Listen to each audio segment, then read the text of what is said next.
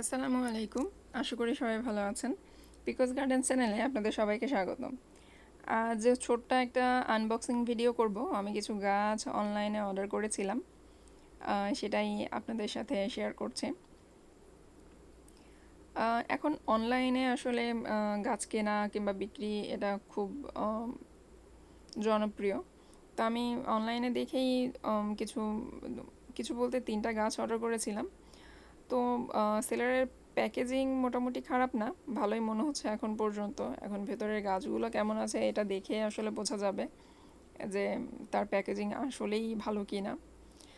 অনেক হাবিজাবি দিয়ে দিয়েছে যাতে মানে গাছগুলো ভেঙে না যায়, কারণ এর মধ্যে 2টো সাকুলেন্ট আছে। আর সাকুলেন্ট যেহেতু নরম গাছ, খুব দ্রুত মানে খুব তাড়াতাড়ি কিছুর সাথে একটু লাগলেই দেখা যায় পাতা ভেঙে যায় কিংবা ডাল ভেঙে যায়। এই জন্য আসলে গ্যাবেজগুলো দিয়ে দিয়েছে।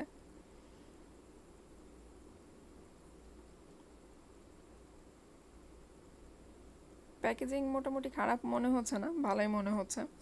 গাছগুলো বেরোলে তারপরে বোঝা যাবে যে আসলে মানে গাছের মান কেমন হয়েছে।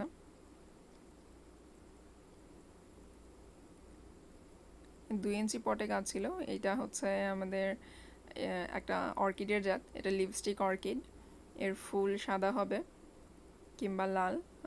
সেলার আসলে কনফার্ম বলতে পারেনি, আমারও আসলে তেমন কোনো ঝামেলা ছিল না, কারণ আমি যখন এই গাছটা নিয়েছিলাম তখন আমার কাছে লিপস্টিক অর্কিডের লাল কিংবা সাদা কোনোটাই ছিল না। গাছ মোটামুটি বেশ হেলদি মনে হচ্ছে, মানে গাছের গাছ বেশ সতেজ। 2 দিন কুরিয়ারে থেকেও বেশ সতেজ, কিন্তু সমস্যা হচ্ছে সেলার মিডিয়াতে ব্যবহার করেছে শুধু কোকোপিট, এবং কোকোপিটটা পুরোপুরি ভেজা ছিল। তার উচিত ছিল কোকোপিটটা শুকিয়ে তারপরে পাঠানো, কারণ কুরিয়ারে থাকতে থাকতে গাছের গোড়া পচে যেতে পারে। আমি আসলে এখন গোড়াটা খুব ভালো করে দেখিও নাই, আমি একটু পরে দেখব যে দেখি এর আসলে কি অবস্থা। ওনার উচিত ছিল মিডিয়াটা তারপরে শুকিয়ে দেওয়া, কারণ কুরিয়ারে গাছ দিতে গেলে অনেক দিন দেখা যায় কুরিয়ারে দেরি হয়। সেক্ষেত্রে মিডিয়া ভেজা থাকলে গোড়া মানে গাছ বক্সের মধ্যেই পচে যাওয়ার সম্ভাবনা থাকে। এইটা হচ্ছে সম্ভবত সিরামের একটা জাত। এর সবুজ যে ম্যাকুইনটা এটা আমার আছে, এই ভেরিগেটেডটা ছিল না, সেজন্যই এটা নেওয়া। গাছটা দেখতে দারুণ, সামনাসামনি দেখতে আরও বেশি দারুণ। ভিডিওতে কতটা ভালো দেখাচ্ছে আমি বুঝতে পারছি না, তবে সামনাসামনি অনেক সুন্দর দেখতে। এটার মিডিয়াটাও পুরোপুরি ভেজা। সাকুলেন্টের মিডিয়া যে কেউ এভাবে ভেজা মিডিয়ায় কুরিয়ার করতে পারে আমি আসলে দেখে অবাক হচ্ছি।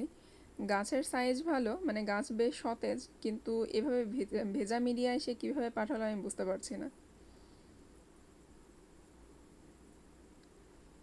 এই মিডিয়াতে মনে হচ্ছে শুধু বালি এবং জৈব সার ব্যবহার করেছে, এর বাইরে আসলে কিছু ব্যবহার করেনি, কিন্তু তারপরও মিডিয়াটা ভেজা দেওয়া আসলে কোনোভাবেই উচিত হয়নি।